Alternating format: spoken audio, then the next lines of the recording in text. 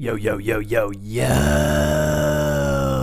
It's your boy MF Crypto here, aka Quant, aka the Wife Changer, aka the Quant Father. Once again. And as always, I'm on a mission to help you build generational wealth. Welcome back to the channel, my fellow subscribers. And for those of you who may be tuning in for the very first time, welcome in as well. Do yourselves a major favor. If you haven't done so already, hit that subscribe button and click on the bell for notifications because I provide the single greatest quant network updates on all of YouTube. It's not even remotely close, ladies and gentlemen. Big Papa, he shepherds the flock. Ladies and gentlemen, exciting video update. Quant Network July 4th special. Digital money is coming soon. Gilbert confirms. I got two separate articles. One, an official Quant Network press release. The other from the banker. That's right, ladies and gentlemen. A very publicly, critically acclaimed The Banker for financial information across the globe. Held in very high regard. Quant Network is quoted in that article. We are on the precipice of a massive breakthrough, ladies and gentlemen. Digital money does not take that leap forward in tandem with major financial institutions unless Quant Network succeeds, plain and simple. We're currently trading at 72.49 on the weekly, down about 3.45%, ladies and gentlemen. We're establishing support around that $70 marker.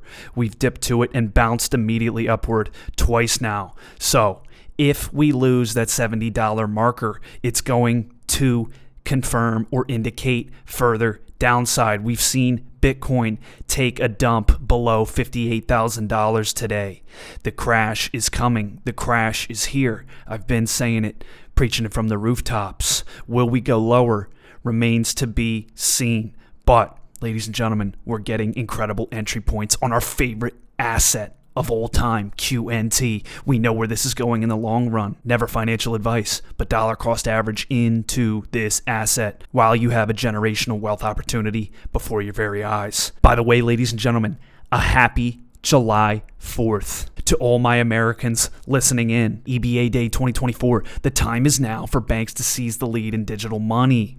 How can Europe's commercial banks and payment firms harness the power of CBDCs, tokenized commercial bank money, and programmable payments? The Quant team was at the Euro Banking Association's annual summit for leading payments and transaction banking executives last month with answers. Members of the Euro Banking Association gathered last month in Lisbon for their annual conference. Several members of the Quant team attended as exhibitors and speakers to contribute to the dialogue. Over the course of the two-day event, the Quant team met delegates at our stand to share more about our work on the regulated liability network, the UK's retail central bank digital currency, how Europe's commercial banks and payment firms could leverage our technology to issue their own digital currencies, and the power of programmability in payments. Alongside our presence at the event, our founder and CEO Gilbert and Big Papa G joined a panel of experts in a session on day one. The challenges and benefits of CBDCs, tokenized deposits, and stablecoin adoption, to discuss the benefits and risks of programmability and how likely the risk of market fragmentation is if banks were to chase after the same use cases. Ladies and gentlemen, I've been saying it for a long time now. Gilbert knows that digital money is unquestionably the future. He sees the upsides. He sees the risk of fraudulent activity decreasing. He sees the ability to process payments instantaneously. He is an innovator. He has the foresight to know that Quant's patented overledger system can change the landscape of finance forever. Digital assets, tokenized assets, tokenized deposits, tokenized just about anything is the future, and interoperability is the critical component necessary to tie it all together, to bring all these different blockchains that are currently siloed or separated from one another and bring them together and share that information seamlessly without security risks. That's the key. while also maintaining regulatory compliance. This is what Gilbert Verdian has built at Quant Network. He is a true visionary, ladies and gentlemen. I'm going to swap over to that banker article now. Digital pound future clearer under a Labor government. Despite scant detail, Labor appears, quote, more committed to a CBDC than other parties. Labor Party's financial services plan shows a strong commitment to developing a digital pound, more so than other political parties, despite no financial decision being made. A Labor government could influence the regulatory framework, payment infrastructure, and interchange fees for a central bank digital currency, reflecting a balance between market openness and consumer protection. Labor's stance on tackling online fraud and regulating CBDC frameworks may lead to a more controlled approach, retaining some regulatory powers to achieve specific outcomes, while maintaining momentum on CBDC development. CBDCs are a foregone conclusion, ladies and gentlemen. They would not be talking about it in major publications like this if it weren't the future. They tell you before it happens. They condition you to the idea before it is forced upon you. The Labor Party remains on course for victory in today's general election, with few expecting significant change that would impact banking and the financial sector more broadly if it were to come to power.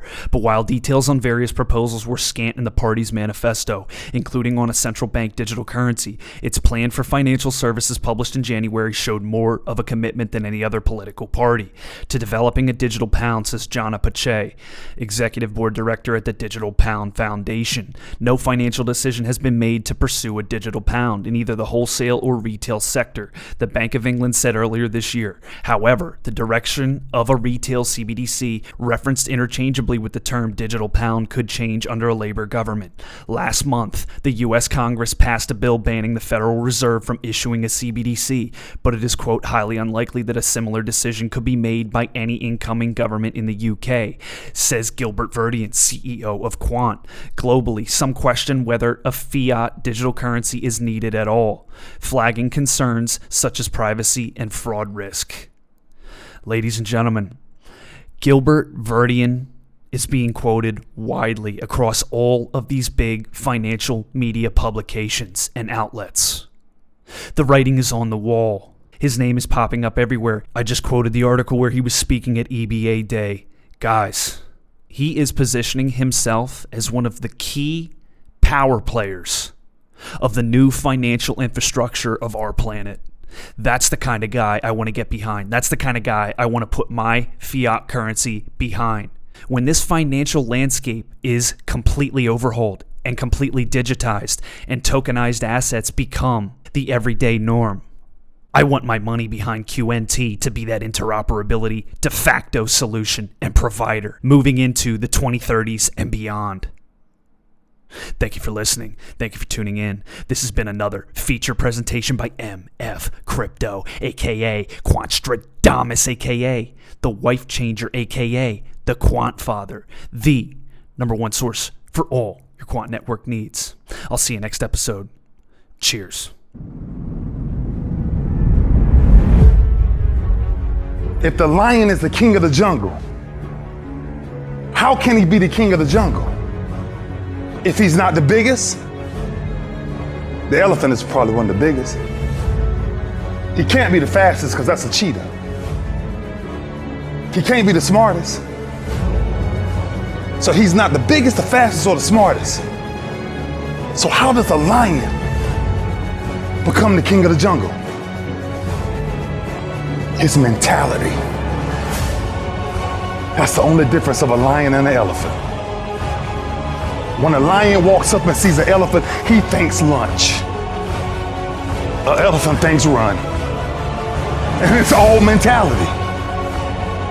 Because when a male lion walks up, he may be outnumbered by a pack of hyenas, but I'm king of my jungle because of my mentality.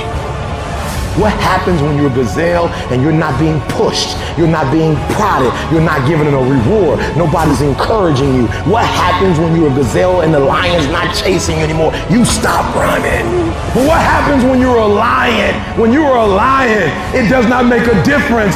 You realize that if your family is going to eat, that if that pack of lions is to survive, then you gotta go hunt. A part of being a beast just ain't eating a gazelle. A part of being a beast is the hunts. It's the hunt that they're excited about. They like to see the gazelles run. Then boom, they take off. Because real lions like to hunt. They love the process just as much as they love the prize. And some of y'all just want to score. You don't like the process. You're not in love with the process. A true hunter's goal is not the prize. A true hunter's goal is to hunt. That's what they live for. They live to hunt. They don't just live to catch it. It's the whole process. When you are a true hunter, you don't go by time, you go by the gazelle. When you are a true hunter, you hunt until you get a gazelle, and you don't stop until you get one. And then you get another, and then you get another, and you get another. If you're gonna do what you say you're gonna do, be what you say you're gonna be, you're gonna have to lion me out. You a gazelle, you're gonna come up short. You a gazelle, you're gonna have an average experience. You a student, I need you in lion mode. You an entrepreneur, I need you in lion mode. You trying to lose weight, lion mode. You can't do nothing significant in gazelle mode, nothing. Nothing impressive happens in gazelle mode. Nothing happens in run mode, give up mode, quit mode, scared mode, fearful mode, nothing happens. Everything happens in lion mode like I'm coming to get you.